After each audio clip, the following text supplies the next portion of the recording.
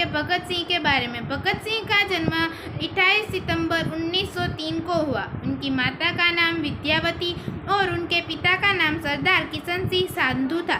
उनका जन्म लायरपुर जिले के बंगा नाम के छोटे से गांव में हुआ था। उनका परिवार क्रांतिकारी स्वभाव वाला था, जिनके कारण भगत सिंह के अंदर क्रांतिकारी स्वभाव का विस्तार हुआ।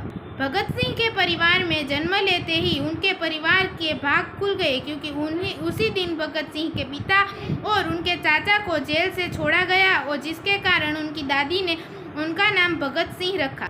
भगत सिंह की पढ़ने की इच्छा देखकर उनके पिता ने उनका नाम उनके गांव की एक हाई स्कूल में दर्ज करवाया, और उस हाई स्कूल का नाम था दयानंद एंग्लो वैदिक हाई स्कूल।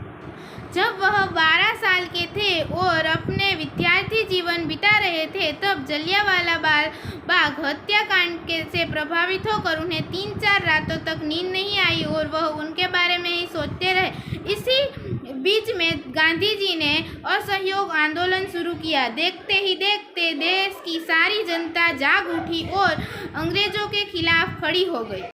जब वह लोग चोरा चोरी गांव में पहुंचे, तब अंग्रेजों ने उनको रोकने का प्रयास किया, तो भारतीयों ने उनके ऊपर पत्थर मारना शुरू कर दिया, जिससे बहुत सारे अंग्रेज अधिकारी आहत हो गए। इसको देखकर गांधी जी ने असहयोग आंदोलन रुकवा दिया, क्योंकि उन्हें लगा कि यह अहिंसा का मार्ग है। यह देखकर भगत सिंह बहुत नाराज हुए और उन्होंने इंकलाब जिंदाबाद के नारे लगाने शुरू कर दिए और लोगों को इकट्ठा करना शुरू कर दिया। देखते ही देखते बहुत सारे लोग इकट्ठे हो गए। यह देखकर अंग्रेज अधिकारियों ने भगत सिंह को कैद कर लिया। जब भगत सिंह कैद में थे तो यह उनके पिता को पता चला, तो उन्होंने जुर्माना भरकर उन्हें कैद से छुड़वा लिया।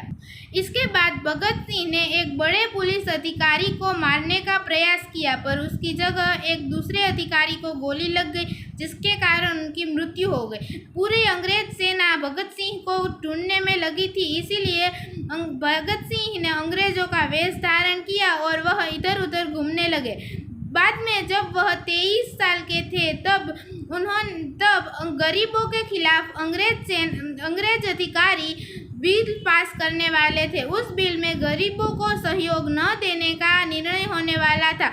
यह सुनकर भगत सिंह ने जहां पर गरीबों के खिलाफ बिल पास होने वाला था, वहां पर जाकर सिर्फ आवाज करने वाले बम फोड़ और फिर खुद को ही अंग्रेजों के हवाले कर दिया, क्योंकि उसके कारण देश को पता चले कि हमें भी हमारे देश के खातिर कुछ करना चाहिए और उन्हें आज़ादी देनी चाहिए।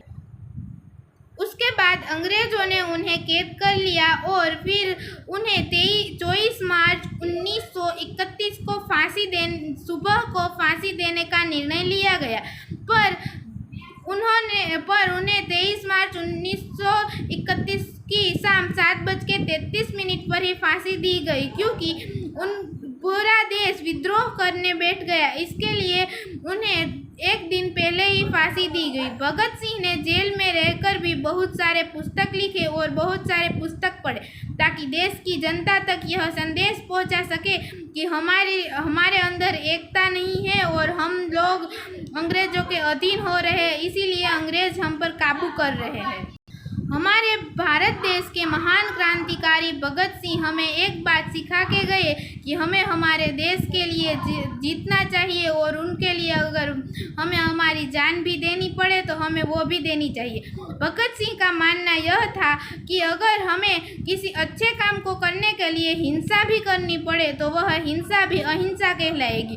अगर हम अहिंसा से ही युद्ध लड़ेंगे तो हम कभी जीत नहीं पाएंगे।